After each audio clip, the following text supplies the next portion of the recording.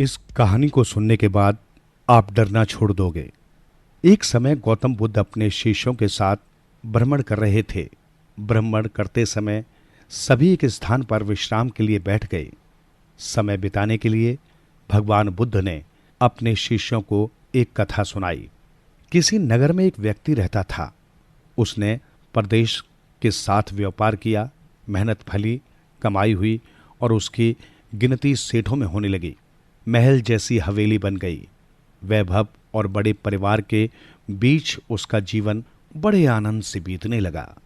एक दिन किसी दूसरे नगर से उसका एक संबंधी आया। बातचीत के बीच उसने बताया कि उसके यहाँ का सबसे बड़ा सेठ गुजर गया। बेचारे की लाखों की धन संपत्ति पड़ी रह गई। बात सहज भाव से कही गई थी, पर उस आदमी के मन को डगमगा गई। हां, उस सेठ की तरह एक दिन वो भी तो मर जाएगा। उसी क्षण से उसे बार बार मौत की याद सताने लगी। हाय, मौत आएगी, उसे ले जाएगी और सब कुछ यहीं छूट जाएगा। मारे चिंता के उसकी देह सूखने लगी।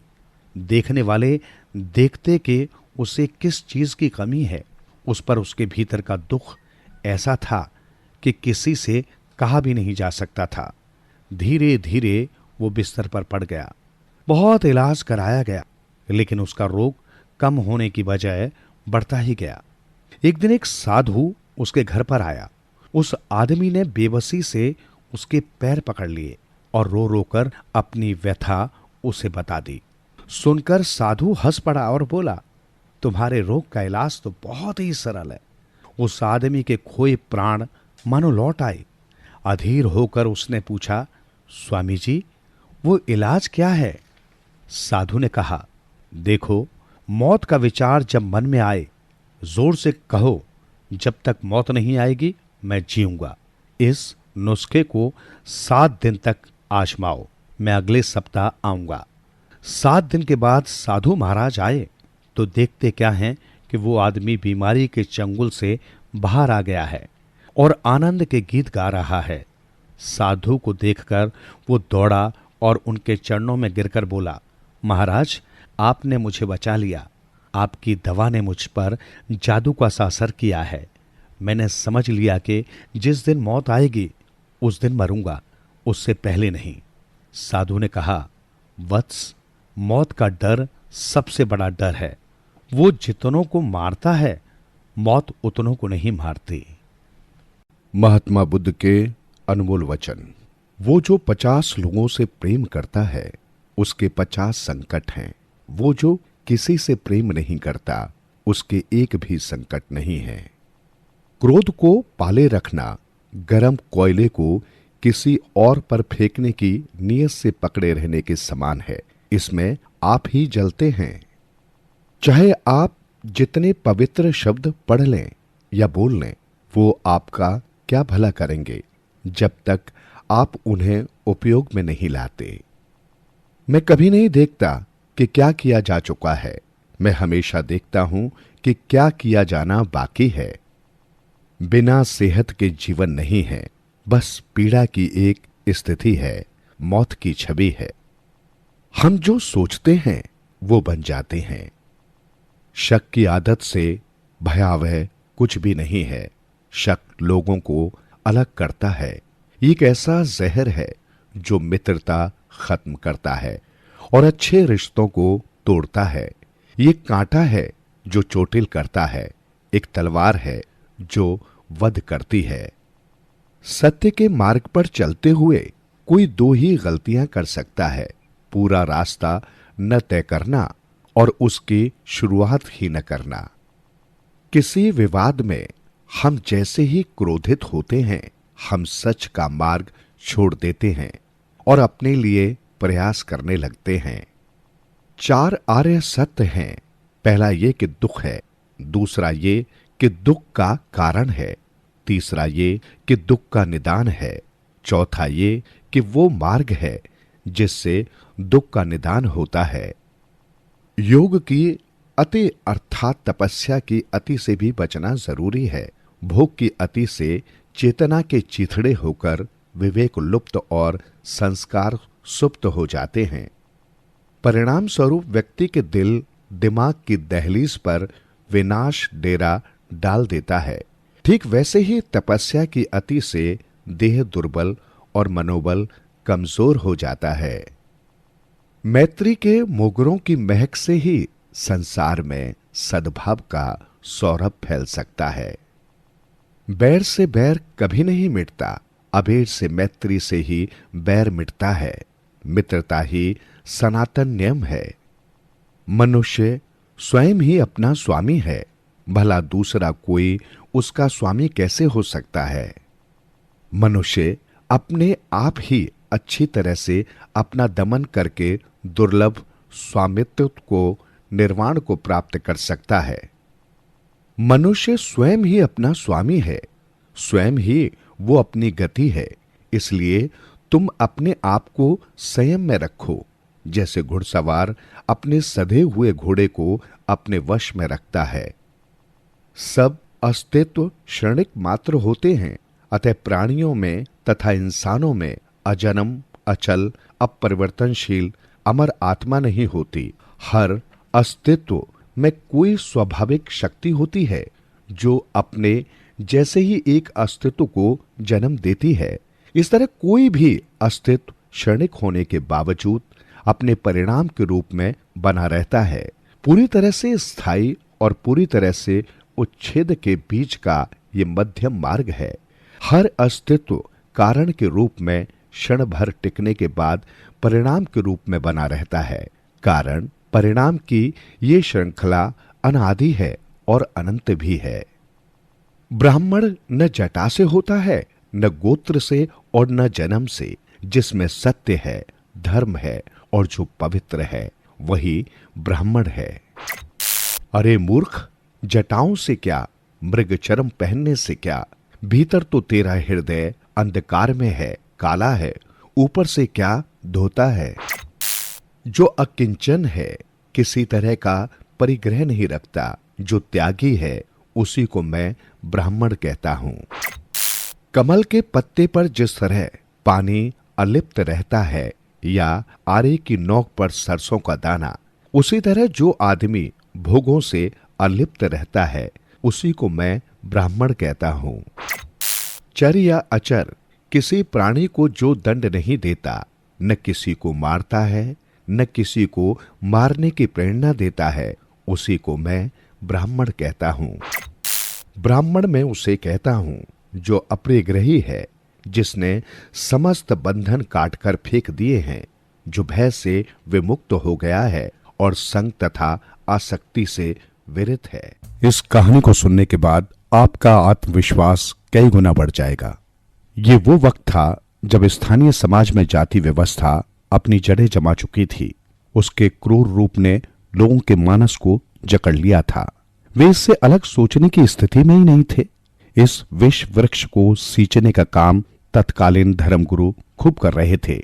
ऐसे समय में तथागत बुद्ध ने अपना समतावादी दर्शन रखा, जो ऊंच नीच के भेदभावपूर्ण प्रचलित चिंतन के पूर्णतः विपरीत था। उन्होंने अपनी कथनी को करनी में भी परिणित किया। उन्होंने उच्च जाति के लोगों को प्रवचित किया तो निम्न जाति के लोगों को भी। तथागत बुद्ध ने अंधविश्वास और अन्य प्रचलित कुमान्यताओं पर भी प्रहार किया। वे चाहते थे कि मनुष्य अंधा बनकर बनी बनाई लीक पर न चले, बल्कि अपनी चिंतन शक्ति, अपनी तर्क बुद्धि का पूर्ण उपयोग करते हुए अपना मार्ग स्वयं निश्चित करे। तथागत बुद्ध ने लोगों को चिंतन के स्तर पर भी स्वावलंबन की शिक्षा दी। उन्होंने कहा, किसी बात पर मात्र इसलिए विश्वास न करो कि तुमने ऐसा सुना है। परंपराओं में इसलिए विश्वास न करो कि वे पीढ़ियों से चली आ रही हैं। किसी बात पर इसलिए विश्वास न करो कि कई व्यक्तियों ने उसे कहा है। किसी बात पर मात्र इसलिए विश्वास मत करो कि तुम्हारे धर्म ग्रंथों में लिखा है। मात्र अपने गुरुओं अथवा बुजुर्गों के कहने पर किसी बात में विश्वास न करो, बल्कि पहले देखो और विश्लेषण करो। जब तुम्हें लगे कि कोई बात तर्क के अनुकूल है और सभी प्राणियों के कल्याण एवं लाभ में सहायक है, तभी उसे स्वीकार करो और उसके अनुसार व्यवहार करो। इस तरह तथागत बुद्ध ने मनुष्यों के नेत्रों से अज्ञानता की पट्टी हटाई और उसे अपने विवेक, अपनी प्रज्ञा पर विश्वास करना सिखाया। उन्होंने अनात्म का सिद्धांत देकर आत्मा के आवश्यक अस्तित्व पर भी प्रश्न चिन्ह लगा दिया। उन्होंने समाज को यह भी बताया कि वे जिन्हें ब्राह्मण समझकर सम्मान देते और पूजते हैं, जरूरी नहीं कि वे सच्चे ब्राह्मण हों। एक तो ब्राह्मण और अब्राह्मण अथवा सवर्ण और अवर्ण के भेद को ही तथागत पूर्णतः अनावश्यक और दुखद मानते थे। दूसरे इस भेद को मिटाने के पक्ष में भी थे। तथागत बुद्ध एक बार श्रावस्ती के पास अनंत पिंडक के जेतन विहार में ठहरे हुए थे। यही उन्हीं दिनों की घटना है। आज्ञिक भारद्वाज नामक ब्राह्मण एक दिन आग जलाकर आहुति की तैयारी कर रहा था। तभी तथागत बुद्ध एक तरफ से निकल पड़े। आज्ञिक भारद्वाज ने तथागत बुद्ध को अपनी तरफ आते देखा तो उसे बेहद क्षोभ हुआ। वो रुष्ट हो गया। ऐसा अशगुन, एक तो मुंडक, ऊपर से श्रमण, सर्वनाश। उसने बुद्ध को अपशब्द कह दिए। मुंडक, वृषल, वहीं रुक जाओ। तथागत बुद्ध ने आज्ञिक भारद्वाज से कहा, तुम्हें पता है ब्राह्मण, वृषल कौन होता है? यह कौन सी बातें हैं जो किसी को वृषल बनाती हैं? आज्ञिक भारद्वाज से कोई प्रति उत्तर देते नहीं बना। नहीं, मुझे नहीं पता, उसने कहा। अगर तुम्हें पता है तो मुझे भी बताओ, वृषल कौन होता है? यह कौन सी बातें हैं जो किसी व्यक्ति को वृषल बनाती हैं? तब तथागत बुद्ध ने आज्ञिक भारद्वाज के सामने ब्राह्मण और वृषल अर्थात अवर्ण को परिभाषित करते हुए उनका उत्तर स्पष्ट किया। यह स्वयं में एक अद्भुत, अभूतपूर्व व्याख्या थी। बुद्ध ने कहा, ठीक है, मैं तुम्हें बताऊंगा। मेरी बात ध्यानपूर्वक सुनो और इसे अपने ध्यान में रखना। बुद्ध ने बताया कि अगर कोई व्यक्ति क्रोध में प्रवृत्त रहता है, अगर वो दुष्टता का आचरण करता है, अगर वो विपन्न दृष्टि है और यदि वो धोखेबाज है, तो समझ लो वो व्यक्ति वृषल है। बुद्ध ने कहा कि अगर कोई व्यक्ति किसी भी व्यक्ति को घायल करता है, चाहे वो एकल हो अथवा द्विज, और अगर किसी व्यक्ति में प्राणियों के प्रति कोई प्रेम नहीं है, तो ऐसे व्यक्ति वृषल होते हैं। बुद्ध ने आगे कहा, यदि कोई व्यक्ति विनाशकारी है, यदि वो गांव और निगमों को घेरता है और वहां रहने वालों को धमकी देता है, यदि कोई एक आतंकी रूप में कुख्यात है, तो समझना चाहिए कि वो व्यक्ति वृषल है। भारद्वाज ध्यानपूर्वक बुद्ध वचनों को सुन रहा था। तथागत बुद्ध ने अवर्ण की व्याख्या करते हुए आगे कहा कि चाहे गांव में हो या वन में, यदि कोई व्यक्ति किसी दूसरे की वस्तु ग्रहण करता है और जो कुछ उसे नहीं दिया गया है उसे लेता है, तो ऐसे व्यक्ति को वृषल समझना चाहिए। इसी तरह तथागत बुद्ध ने वृषल अर्थात अवर्ण के कई लक्षण गिनाए। उनके अनुसार सच में अवर्ण वो होता है जो ऋण लेकर लौटाने के वक्त आनाकानी करता है, जो किसी तुच्छ चीज के लिए किसी यात्री की हत्या करता है, जो किसी लालच में झूठी गवाही देता है, जो जबरन या सहमति से परस्त्री गमन करता है, जो संपन्न होने पर भी अपने वृद्ध अथवा निर्बल माता पिता की देखभाल नहीं करता है, जो अपने माता पिता, भाई बहन अथवा सास ससुर को शारीरिक कष्ट देता है या उनसे कठोर वचन बोलता है, जो परामर्श के रूप में शील के स्थान पर हानिकारक बात बताता है। भारद्वाज को तथागत बुद्ध की बातें प्रभावित कर रही थी। उन्होंने सवर्ण अवर्ण की प्रचलित परिभाषा को एकदम उलटकर ही रख दिया था। आज्ञिक भारद्वाज ने परिवार, पुराणियों से और प्राचीन ग्रंथों से जो सीखा था वो सब झूठा और निराधार जान पड़ रहा था। वो एकटक शाक्य मुनि बुद्ध को घूरे जा रहा था और उनके वचनों को लगन से सुन रहा था। बुद्ध बता रहे थे कि अवर्ण कौन होता है। उनके अनुसार वास्तव में अवर्ण वो होता है जो गलत काम करके उसे छिपाता है, जो दूसरों के घर स्वादिष्ट भोजन ग्रहण करके अपनी बारी में उस व्यक्ति को अपने घर में उचित आदर सत्कार नहीं करता, जो झूठ बोलकर किसी ब्राह्मण, श्रमण या अन्य किसी परिवारजक को धोखा देता है, जो भोजन के वक्त पधारे किसी ब्राह्मण या श्रमण को डांटता है और उसे उसकी भिक्षा नहीं देता, जो अज्ञानतावश तुच्छ लाभ के लिए मिथ्याचार करता है। बुद्ध देख रहे थे कि उनकी बातें व्यर्थ नहीं जा रही हैं। वे जान रहे थे कि वे जो बीज डाल रहे हैं वो बंजर या पथरीली भूमि पर नहीं बल्कि उर्वर मिट्टी में जा रहा है और जरूर ही फल लगने वाला होगा। इसलिए वे भी पूरी लगन पूरी रुचि से बोलते रहे। उन्होंने आगे बताया कि वास्तव में अवर्ण अर्थात वृषल वो होता है जो घमंडवश स्वयं की प्रशंसा करते हुए दूसरों की बेइज्जती करता है, जो क्रोधी प्रकृति का, कृपण, दुराचारी, लोभी, निंदक, निर्लज्ज, गलत काम में निर्भय होता है। वास्तव में नीच तो वो होता है जो बुद्ध या उनके शिष्यों का किसी परिवारजक या गृहस्थ की निंदा करता है। तथागत बुद्ध ने वृषल की परिभाषा और व्याख्या करते हुए ब्राह्मण आगिक भारद्वाज से कहा कि सत्य में नीच वो होता है जो स्वयं संत अथवा योग्य न होते हुए भी ऐसा होने का दावा करता है। वो संपूर्ण लोक का वंचक होता है। सत्य में वो निकृष्टतम वृषल होता है। तथागत बुद्ध ने अपनी व्याख्या की पुष्टि हेतु एक तथाकथित नीच कुल में जन्मे सोपक का उदाहरण दिया। सोपाक का जन्म शमशान में हुआ था। उसकी गर्भवती मां भूख से बेहोश हो गई थी, जिसे मृत समझ लोगों ने वहां फेंक दिया था। एक डोम ने सोपाक की परवरिश की थी। वो अल्प आयु में तथागत बुद्ध के द्वारा प्रवचित हुआ था। उसने धम्म में बहुत उन्नति की और उच्चतम पद प्राप्त किया। तथागत बुद्ध ने आज्ञिक भारद्वाज से कहा कि कालांतर में सोपाक में मातंग के रूप में प्रसिद्ध हुआ। उसने दुर्लभ उच्चतम पद प्राप्त किया। क्षत्रिय और ब्राह्मण उसकी सेवा में रहे। दिव्य रथ पर आसीन हो और क्लेश का त्याग कर उसने ब्रह्मलोक में विचरण किया। इसमें उसका जन्म बाधक नहीं बना। सोपाक का उदाहरण देकर तथागत बुद्ध ने आज्ञिक भारद्वाज से कहा कि शास्त्रों में कुशल ब्राह्मणों को भी अक्सर दुष्कर्म करते देखा गया है। उनमें तो इसी जन्म में दोष पाया जाता है। उच्च कुल में जन्म की वजह से वे दुख या दोष से बच नहीं सकते। आगे को संबोधित अपने उपदेश का अंत करते हुए तथागत बुद्ध ने कहा कि कोई व्यक्ति जन्म के आधार पर नीच नहीं होता, कोई व्यक्ति जन्म के आधार पर ब्राह्मण नहीं होता। तथागत बुद्ध के अनुसार कर्म ही व्यक्ति को वृषल या ब्राह्मण बनाते हैं। बुद्ध की इस व्याख्या को आज्ञिक भारद्वाज ने सविनय स्वीकारा और आत्मसात किया।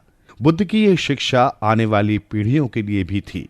ये उपदेश सुनने के बाद आज्ञिक भारद्वाज ने स्वयं को बुद्ध धम्म और संघ के शरणागत कर दिया था। इस कहानी को सुनने के बाद आपकी सारी चिंताएं खत्म हो जाएंगी। राजगृह में एक सेठ था। धन्य धान्य से पूर्ण घर था उसका। किसी तरह की कमी नहीं थी। समस्त सुख सुविधाओं से संपन्न, संपत्ति संपदा तो थी ही, मान सम्मान भी खूब था। सुखी और प्रसन्न था वो। सेठ के घर में एक कन्या का जन्म हुआ। सेठ ने उसके पालन पोषण में कोई कमी नहीं रखी। उसके लिए वैभव और ऐश्वर्य के सभी साधन उपलब्ध कराए। उसे अपना भरपूर लाड़ प्यार दुलार भी दिया। कामकाज से जो वक्त बचता उसमें से वो अपनी पुत्री के लिए कुछ अंश जरूर रखता। उसकी पुत्री भी अपने पिता का बहुत मान सम्मान करती और उनका खूब आदर करती थी। वो अपने पिता की हर आज्ञा का पालन करती। उसने अपने पिता की किसी भी बात की कभी अवहेलना नहीं की। सेठ पुत्री ऐसे ही अनुकूल वातावरण में बड़ी होने लगी, किंतु एक असामान्य बात ये रही कि उसे अपने पिता की धन दौलत या सुख सुविधाओं में कोई खिंचाव नहीं दिखाई देता था। भौतिकता से उसे अरुचि थी। उसका मन सांसारिकता में जरा भी नहीं लगता था। उसे ये जगत मिथ्या छली लगता था। एक तरह की विरक्ति उसमें घर कर गई थी। वो सब कुछ त्याग कर प्रवज्जित हो जाना चाहती थी।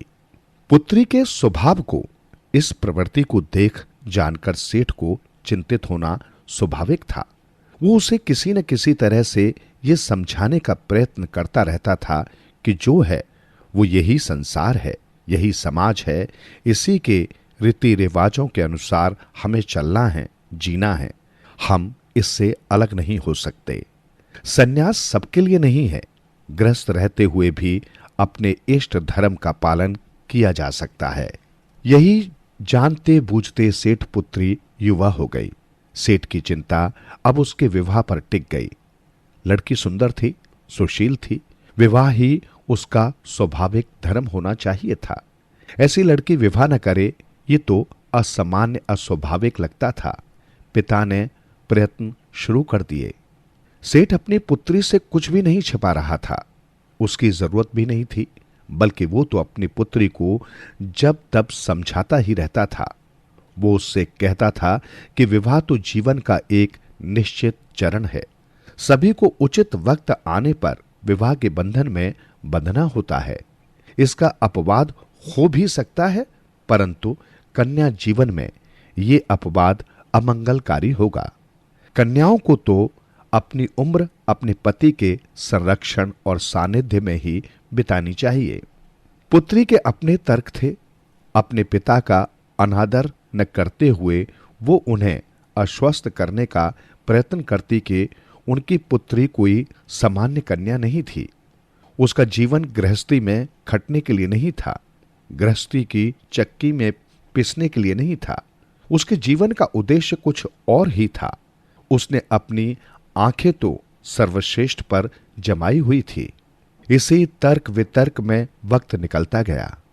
पिता ने अपना प्रयत्न नहीं छोड़ा। उसने श्रेष्ठ परिवार के एक योग्य युवक को अपनी पुत्री के लिए चुन लिया। पुत्री ने एक बार पुनः प्रवजित होने की इच्छा व्यक्त की, किंतु पिता ने सस्नेह उसकी इच्छा की अपेक्षा कर दी। सेठ ने सभी तरह से आखिरी बार अपनी पुत्री को ऊंच नीच समझाई। पुत्री ने अपनी आज्ञाकारिता को न त्यागते हुए पिता की आज्ञा को सिर माथे लगाया और वो प्रवजित न होकर विवाहित हो गई। सेठ पुत्री ने उचित रीति अनुसार वैवाहिक जीवन की शुरुआत कर दी। उसने एक आदर्श पत्नी की भूमिका अपना ली। उसने अपने पति के समक्ष समर्पण भी कर दिया, किंतु कुछ दिन व्यतीत होते ही उसे ये विचलित कर देने वाली अनुभूति हुई कि वैराग्य भाव ने उसे अभी त्यागा नहीं। प्रवज्य की उसकी कामना वैवाहिक सुखों के बीच भी दबी नहीं। उसने कितने ही प्रयत्न किए कि वो अपना पूरा ध्यान गृहस्थी में लगाए, पति को प्रसन्न रखने में लगाए। उसने पति को अपनी तरफ से कोई शिकायत भी नहीं होने दी, किंतु घूम फिरकर वही अनुभूति, वैवाहिक गृहस्थ जीवन उसके लिए नहीं था। एक यही विचार उसके मन में बार बार उठता था, उथल पुथल मचाता था। क्या करे वो? अनिर्णय की स्थिति में उसे मत कर रख दिया, उसे परेशान कर दिया। उसने अपने मन का खूब दमन किया, किंतु वो कामयाब नहीं हुई। हार कर उसने एक अंतिम निर्णय कर ही लिया। एक दिन उसने साहस एकत्र किया, संकोच को झटका और अनुकूल मौका देख पति से अपने मन की बात कह दी। उसने पति को बता दिया कि छोटी उम्र से ही वो प्रवज्य की कामना रखती थी। उसने अपने पिता को भी इस विषय में बताया था, परंतु उन्होंने उसे गंभीरता से नहीं लिया था और उसका विवाह कर दिया। उसने पिता की आज्ञा का मान करते हुए ही विवाह के लिए स्वीकृति दे दी, किंतु ये उसका इष्ट जीवन नहीं है। वो विवाह के पश्चात भी सच्चे अर्थ में ग्रस्त नहीं हो पा रही है। प्रवज्जित होने की इच्छा उसमें आज भी है। वो प्रवज्जित होने की आकांक्षी है। क्या आप मुझे इसकी अनुमति देंगे? उसने अपने पति से कहा। सेठ पुत्री ने आधे मन से अपने पति से अनुमति मांगी, क्योंकि वो जानती समझती थी कि कोई भी पुरुष अपने नए नए वैवाहिक सुख को इतनी सरलता से नहीं त्याग सकता। किंतु उसे अपने कानों पर, अपने आप पर विश्वास ही नहीं हुआ जब उसके पति ने कह दिया हां। उसका तो संसार ही बदल गया। वो प्रवज्जित हो गई, वो भिक्खुणी बन गई, वो भिक्खुणी संघ में शामिल हो गई। भिक्षुणी संघ में शामिल होकर वो एक आदर्श भिक्षुणी की दिनचर्या में रम गई। अभी उसे इस नए जीवन में प्रविष्ट होते हुए कुछ ही समय हुआ था कि एक दिन सब उल्टा पुल्टा होता लगा। उसके वैवाहिक जीवन के लक्षण उसके पेट पर स्पष्ट उभरने लगे। वो गर्भवती थी। उसके गर्भ को लेकर भांति भांति की बातें होने लगी। लोग उसे धिक्कारने लगे, उस पर लांछन लगाने लगे। संघ के नियमों के अनुसार वो इस दशा में संघ में नहीं रह सकती थी। उसने अपने ऊपर लगते लांछनों का खुलकर विरोध किया। वो दुष्चरित्र नहीं थी। ये गर्व अवश्य ही उसे उसके पति से ठहर गया था। उसे इसका तुरंत ज्ञान नहीं हुआ था। उसी नादानी में उसने प्रवज्य ग्रहण कर ली थी। जैसा कि ऐसी दशाओं में होता है, कुछ थे जो उसकी बातों का विश्वास करते थे और उसके पक्ष में थे, किंतु दूसरी तरफ वे लोग थे जो उसके चरित्र पर दोषारोपण कर रहे थे। वे चाहते थे कि उसे दुष्कर्म का दोषी घोषित करके संघ से निकाल दिया जाए। उनका मत था कि इससे पूरे संघ की बदनामी होती है। दोनों पक्ष जब अपनी अपनी बात पर अड़े रहे और कोई भी किसी की सुनने को राजी नहीं हुआ, तो मामला अनुशासन समिति के पास पहुंचा। समिति की तरफ से सेठ कन्या की जांच का दायित्व वरिष्ठ प्रतिष्ठित भिक्षुणियों में से एक को सौंपा गया। गर्भवती स्त्री ने अपना निश्चल पक्ष रखा। पूर्ण परीक्षा और पूछताछ के पश्चात उस सेठ कन्या को निर्दोष घोषित किया गया। वो भिक्षुणी बनी रही। उचित वक्त पर उसने एक पुत्र को जन्म दिया। कौशल नरेश के प्रसाद में उस बच्चे का पालन पोषण हुआ। राजा के यहां पलने की वजह से उसे कुमार कहा गया। नाम हुआ कुमार कश्यप। उसका पालन एक धाय ने किया। मां की ही तरह कुमार कश्यप बचपन से बैरागी प्रकृति का रहा। उसने हट करके अल्प आयु में ही प्रवज्य ले ली। कहते कुमार कश्यप की माता भिक्षुणी धम में प्रवृत्त होकर भी अपने पुत्र को विस्मृत नहीं कर पाई। वो पुत्र मोह के बंधन से मुक्त नहीं हो पाई। एक दिन जब मां से नहीं रहा गया, तो वो अपने पुत्र भिक्खु कुमार कश्यप के पीछे दौड़ी और गिर पड़ी। उठकर वो कुमार कश्यप के निकट गई और अपनी ममता का प्रदर्शन करने लगी। कुमार कश्यप ने जान लिया कि ये पुत्र मोही ही मां की मुक्ति में बाधक बना हुआ है। इस तरह प्रोत्साहित न करके कुमार कश्यप ने उसे झिड़क दिया। कुमार कश्यप ने उससे कहा कि जब वो मोह के बंधन को नहीं तोड़ सकती, तो फिर इस मार्ग में क्यों आई थी।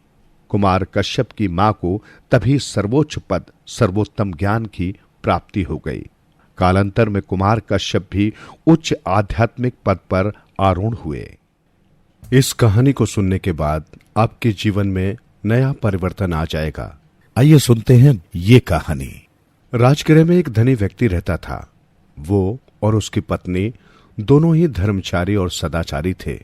उनका एक पुत्र था, नाम था सिगाल। उसे धर्म कर्म में कोई रुचि नहीं थी।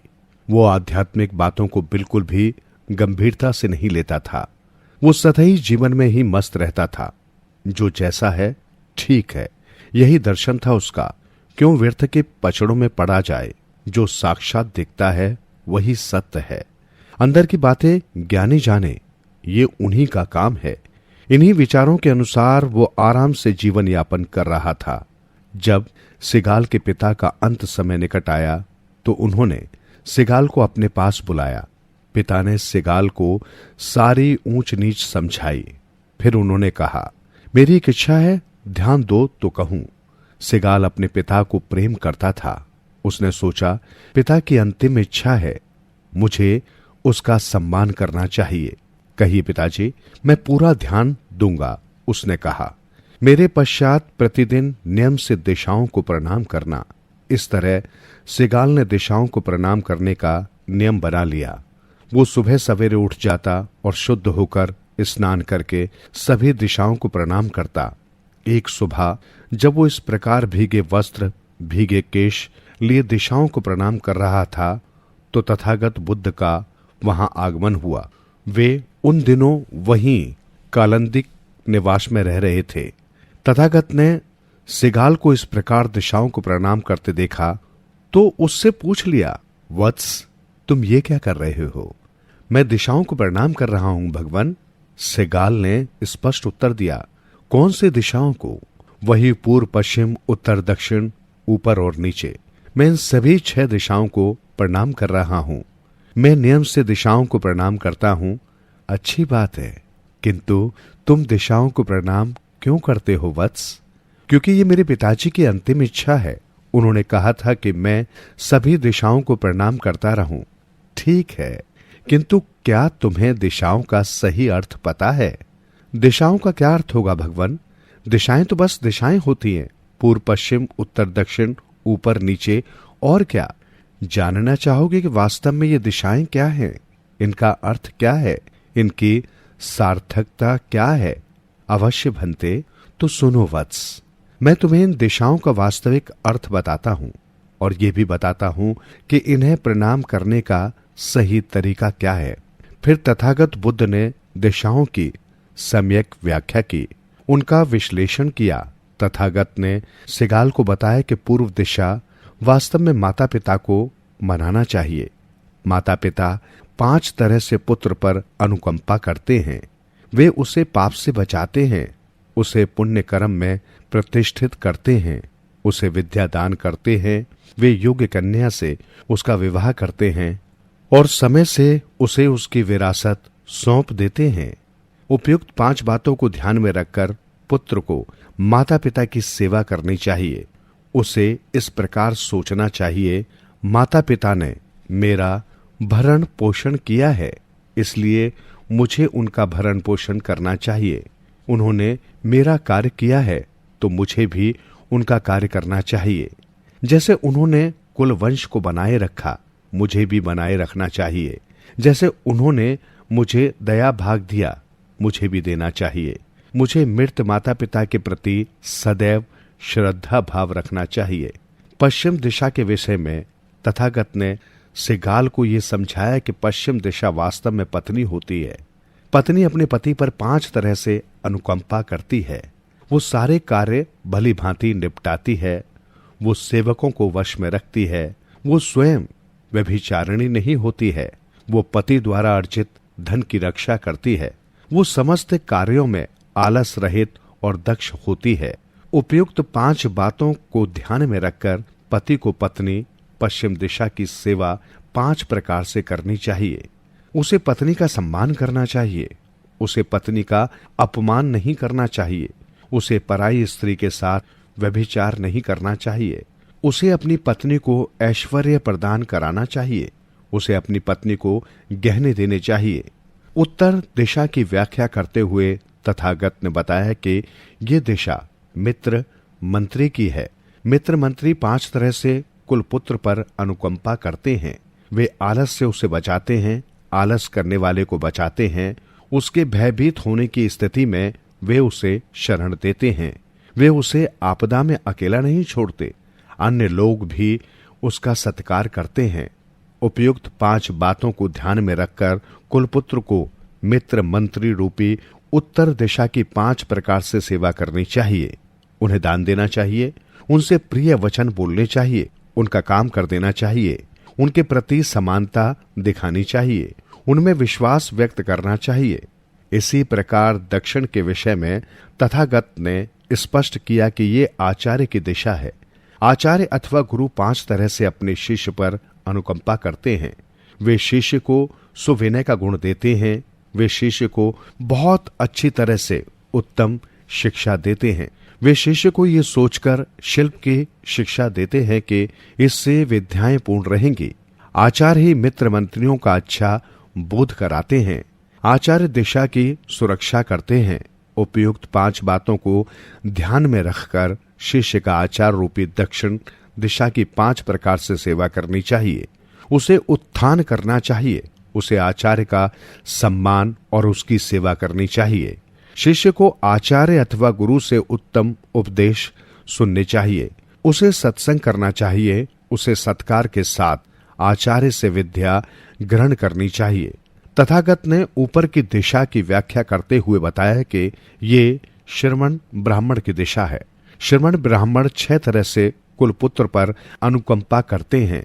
वे उसे पाप कर्म से बचाते हैं। वे कुलपुत्र को सत्कर्म मार्ग में लीन करते हैं। वे कुलपुत्र का कल्याण चाहते हैं। वे कुलपुत्र को ऐसी विद्या सुनाते हैं जो उसने सुनी नहीं होती, जो विद्या कुलपुत्र ने सुनी होती है। श्रमण ब्राह्मण उसमें उचित संशोधन करते हैं। वे कुलपुत्र को स्वर्ग का मार्ग दिखाते हैं। उपर्युक्त 6 बातों को ध्यान में रखकर कुलपुत्र को श्रमण ब्राह्मण रूपी ऊपर की दिशा की 6 तरह से सेवा करनी चाहिए। उसे मैत्री भाव से कायिक कर्म करना चाहिए। उसे मैत्री भाव से वाचिक कर्म करना चाहिए। उसे मैत्री भाव से मानसिक कर्म करना चाहिए। कुलपुत्र को श्रमण ब्राह्मण को भोजन, भिक्षा और दक्षिणा देनी चाहिए। तथागत ने नीचे की दिशा के विषय में बताया कि यह दिशा सेवक की होती है। सेवक 5 प्रकार से मालिक पर अनुकंपा करते हैं। वे मालिक से पहले सोकर उठ जाते हैं। वे मालिक के सोने के बाद ही सोते हैं। वे प्रदत्त धन को ले लेते हैं। वे अपने कार्यों को भली भांति निपटाते हैं। वे मालिक का यश फैलाते हैं। उपर्युक्त 5 बातों को ध्यान में रखकर मालिक को सेवक या नौकर रूपी नीचे की दिशा की 5 प्रकार से सेवा करनी चाहिए। उसे सेवक से उसकी शारीरिक सामर्थ्य के अनुसार ही काम करवाना चाहिए। उसे सेवक को भोजन और वेतन दे देना चाहिए। सेवक जब रोगग्रस्त हो तो मालिक को उसकी सहायता करनी चाहिए। उसे उत्तम फलों का रस देना चाहिए। उसे समय समय पर विश्राम देना चाहिए। दिशाओं की ये व्याख्या तथागत के मुख से सुनकर सिगाल चकित रह गया। उसने तो कभी इस प्रकार सोचा भी नहीं था। वो कोई गूढ़ार्थ न समझते हुए, किसी सूक्ष्म अर्थ को न जानते हुए दिशाओं को प्रणाम किए जा रहा था। वो तो बस इतना जानता था कि अपने पिता की अंतिम इच्छा का पालन कर रहा है, उसका सम्मान कर रहा है। उसने तथागत बुद्ध से कहा, अद्भुत है भंते, अद्भुत है। जैसे कोई औंधे को सीधा कर दे, जैसे कोई आवृत को अनवरत कर दे, जैसे कोई भटके हुए को मार्ग बता दे, अंधकार में दीपक दिखाते जिससे कि आंख वाले देख सकें। वैसे ही भंते भगवान ने अनेक प्रकार से धम्म को प्रकाशित किया। भंते मैं भगवान की शरण में जाता हूँ, धर्म की शरण में जाता हूँ और संघ की शरण में जाता हूँ। आज से भगवान मुझे आजीवन आपकी शरण में आया उपासक स्वीकार करें। इस तरह सिगाल के जीवन की दिशा ही बदल। जब विवाह होने लगे, पहले ये कहानी जरूर सुन लेना। आइए सुनते हैं ये कहानी। प्राचीन कौशल राज्य की राजधानी श्रावस्ती में एक सेठ रहता था। उसके पास विपुल धन संपदा थी। सुख साधनों की कोई कमी न थी। उसका परिवार भी उन दिनों के हिसाब से छोटा ही था। पति पत्नी और पुत्र पुत्री, किसी तरह की कोई चिंता सेठ को नहीं थी। उसकी जरूरत भी नहीं थी। देखभाल के लिए नौकर चाकर जो थे, सेठ का ज्यादातर समय धन में वृद्धि करने के उपक्रम में व्यतीत होता था। सेठ की पुत्री बेहद सुंदरी रूपसी थी। बचपन से ही पूर्ण स्वच्छंदता मिली थी उसे। प्राकृतिक वातावरण में जैसे पुष्प बेल पूरे वेग से बढ़ती है, वैसे ही रोक टोक और किसी भी तरह के प्रतिबंध से मुक्त वो बाला देखते ही देखते बालपन की देहरी लांघकर यौवन के उन्मुक्त आंगन में प्रवेश कर गई। निश्चिंत जीवन के आदि सेठ की चिंता अचानक उस दिन प्रारंभ हुई जब उसने अपनी पुत्री को ध्यान से देखा। वो ये देखकर विस्मित रह गया कि अभी कल ही जो बच्ची उसके सामने कूदती फांदती हुई निकल जाती थी, बाल सुलभ अटखेलियां करती थी, इस या उस बात पर हटकर मचलती थी, आज वो सकुचाई हुई थी, यौन भार से दबी जा रही थी। अब सेठ की निश्चिंतता उड़न छू हो गई। उसकी चिंता करने के दिन आ गए। उसने प्रण किया कि यथाशीघ्र अपनी कन्या के लिए योग्य वर देखकर उसके हाथ पीले कर देगा। सेठ ने वर की खोज शुरू कर दी। उसे इसमें कोई मुश्किल नहीं होनी थी। सो न हुई। क्या नहीं था उसके पास जो उसे अपनी इकलौती पुत्री के लिए वर ढूंढने में कोई मुश्किल होती। 1-2 स्थानों पर संपर्क करते ही सेठ पुत्री के लिए संबंधों का तांता लग गया।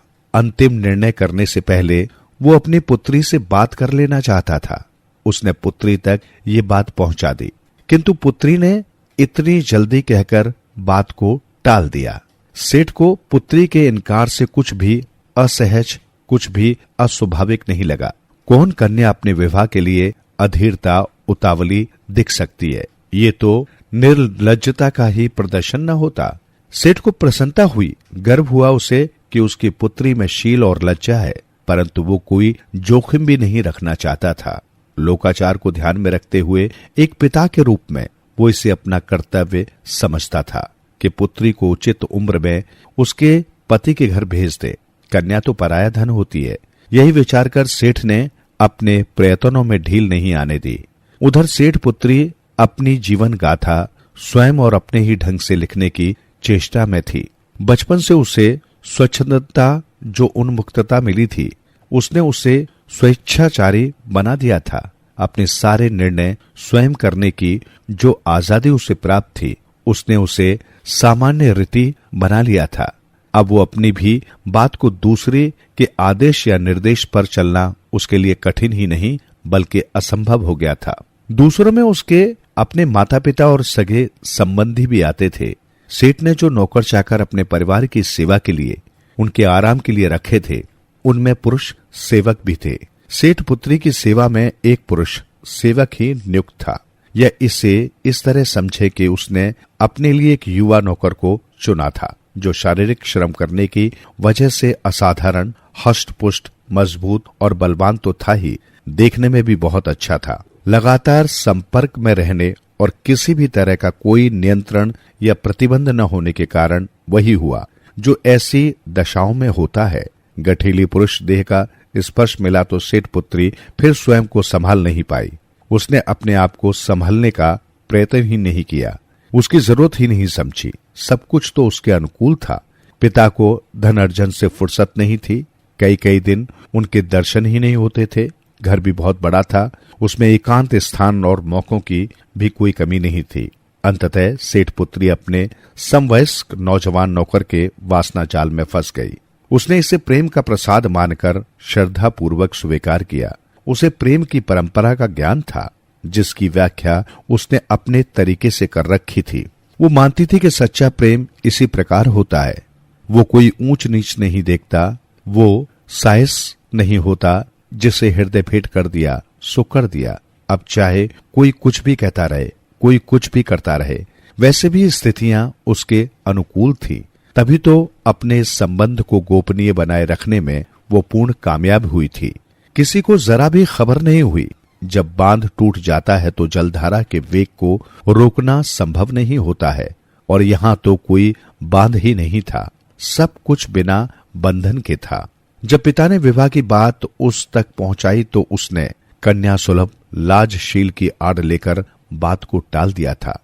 परंतु ये कुछ ही समय चल सकता था। वो हमेशा के लिए तो विवाह से मना नहीं कर सकती थी। पिता भी उसे मनाने वाले नहीं थे। उसने सोच लिया कि पिता की तरफ से अगला निर्देश आने से पहले ही वो कुछ न कुछ कर लेगी। कोई न कोई निर्णय तो उसे लेना ही होगा।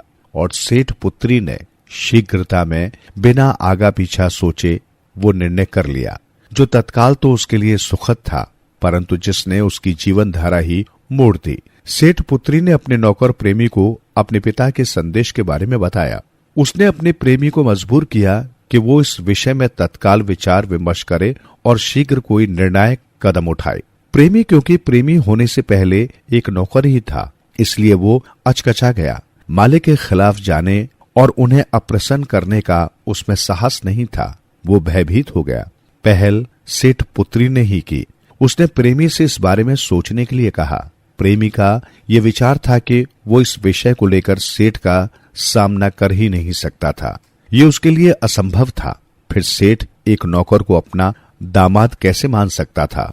प्रेमी के इस ढुलमुल रवैये ने सेठ पुत्री को परेशान कर दिया। वो तो न जाने क्या क्या सोच बैठी थी। ये कायर तो उसे कहीं का न छोड़ेगा। अंततः वो एक नतीजे पर पहुंची। इस बार सेठ पुत्री ने सोच लिया कि अगर अब उसके प्रेमी ने कोई आनाकानी की तो वो उसे हमेशा के लिए त्याग देगी। इस प्रकार उसने आखिरी बार अपने प्रेमी के सामने एक प्रस्ताव रखा। उसने कहा कि इन स्थितियों में उनके पास एक ही मार्ग बचता है कि हम दोनों भाग चलें और अपना एक अलग संसार बसाएं। प्रेमी ने बेहद डरते डरते सेठ पुत्री का प्रस्ताव माना। उसके पैर फिर भी कांप रहे थे। यद्यपि अंत में यही तय हुआ कि दोनों शीघ्रतापूर्वक वो घर, वो नगर छोड़ देंगे और पति पत्नी के रूप में अन्यत्र अपने नए जीवन को शुरू करेंगे। अब ये अंतिम निर्णय था, इससे पीछे हटने का प्रश्न ही नहीं था। दोनों मन बना चुके थे, दोनों भविष्य के लिए तैयार थे। अब दोनों की मंजिल एक थी, दोनों का उद्देश्य एक था। इस प्रकार सेठ पुत्री और उसका प्रेमी नई उमंगे और नए सपने लिए घर से भाग गए। जब वे घर से निकल चुके तभी सेठ ने घर में प्रवेश किया।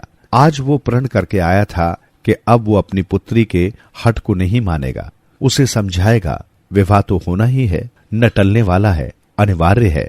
कन्या का वास्तविक घर उसकी ससुराल होती है। आज नहीं तो कल उसे विवाह बंधन में बंधना ही है, तो आज क्यों नहीं।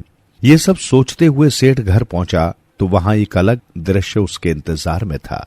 उसे जब ये पता चला कि उसकी पुत्री घर में नहीं है और साथ में उसका निजी सेवक भी लापता है, तो पूरी तस्वीर उसके सामने स्पष्ट हो गई। एक पुत्री के भाग जाने पर किसी पिता की क्या अवस्था होती है, सेठ पर क्या बीती होगी, इसकी हम सरलता से कल्पना कर सकते हैं।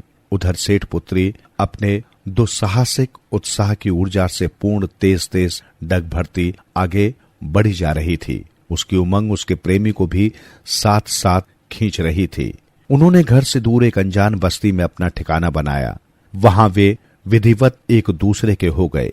पिता के घर से जो पैसा जेवर वो लेकर आई थी, उससे उन्होंने अपने गृहस्थ जीवन की शुरुआत की। जैसे जैसे उनकी पूंजी खत्म होती गई, उसके प्रेमी का उन्माद भी उतरता गया। जीवन की कठोर वास्तविकताओं से सामना हुआ तो पश्चाताप का भाव भी गहराने लगा, किंतु अब पछताने से क्या हो सकता था। इस मध्य सेठ पुत्री गर्भवती हो गई। अब न तो उनके पास साधन थे और न ही संसाधन।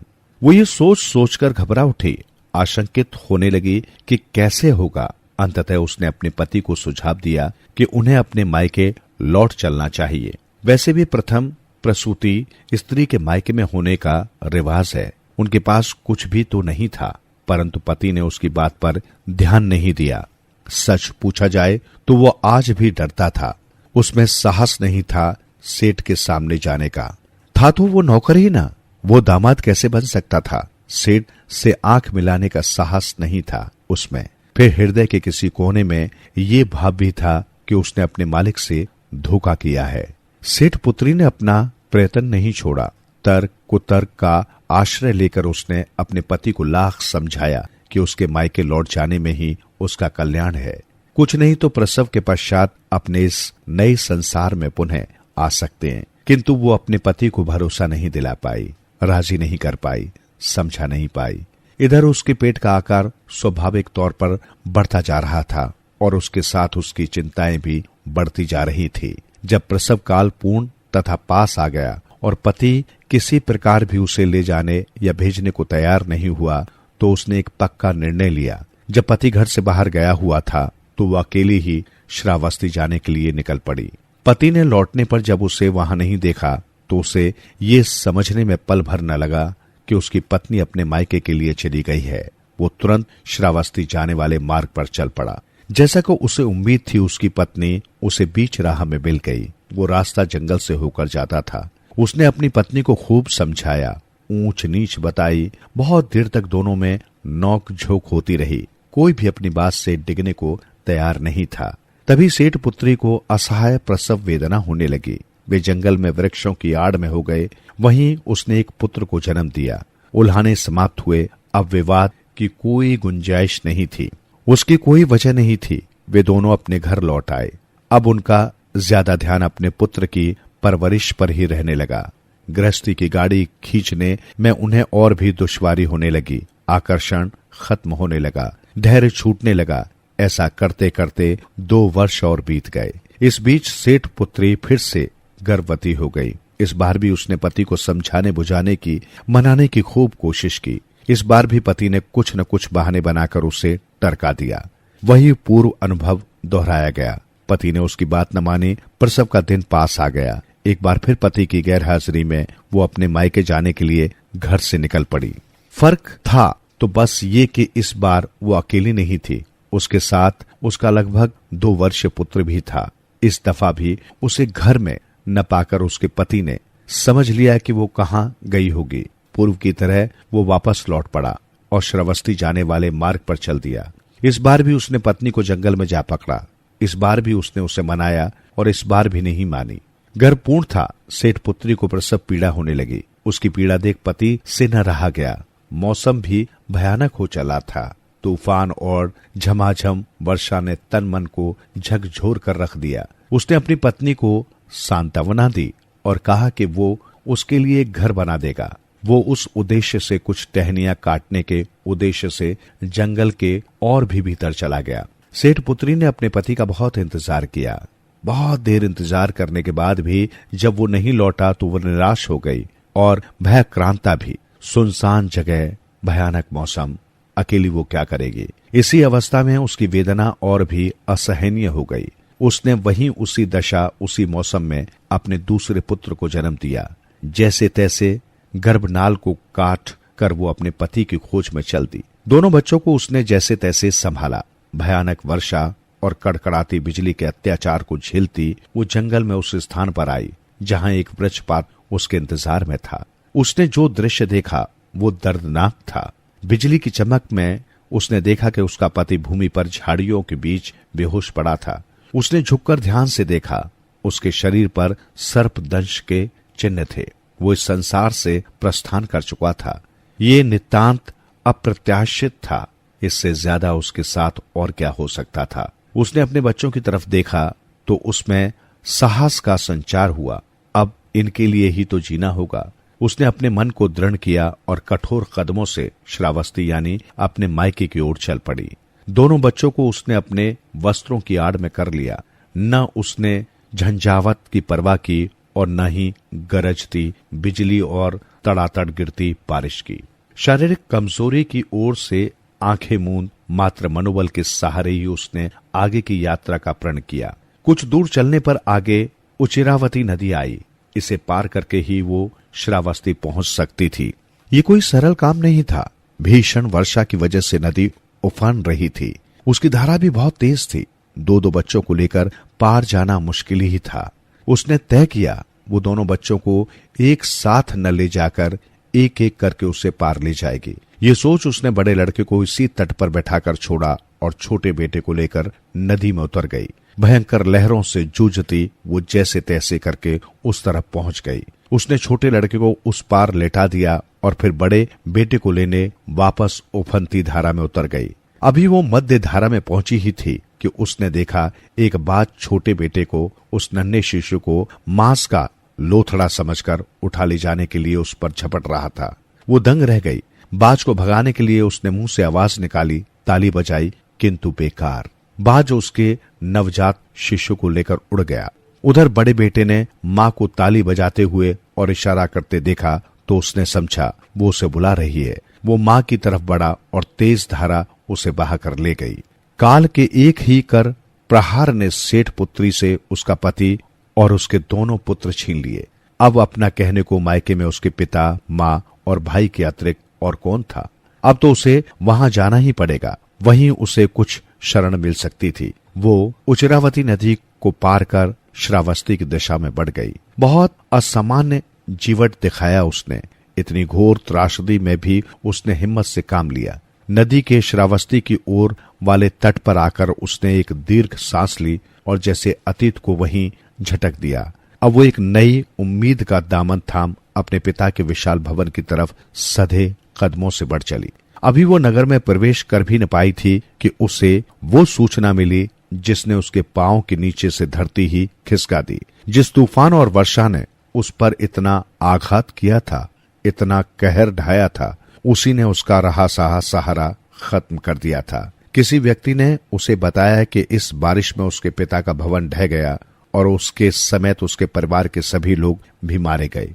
उस व्यक्ति ने दूर जलती चिताओं की तरफ संकेत कर अपने कथन की पुष्टि भी की। अब तो वह अपने को संभाल नहीं पाई।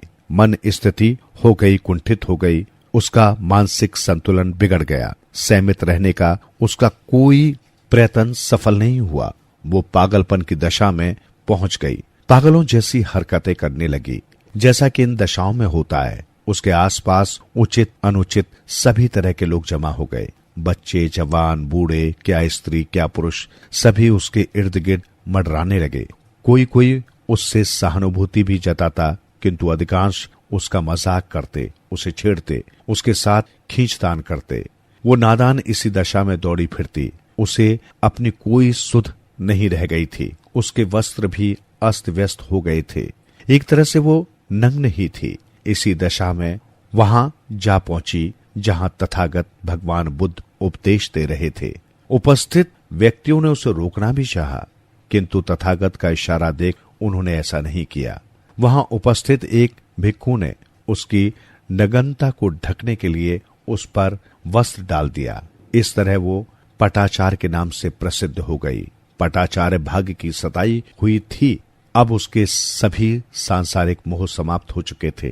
तथागत के उपदेशों को पूर्णतः से आत्मसात करके उसने कुछ ही समय में अपने लिए अत्यंत प्रतिष्ठापूर्ण और सम्मानजनक स्थान बना लिया। धम्म में उसने एक उच्च पद प्राप्त किया।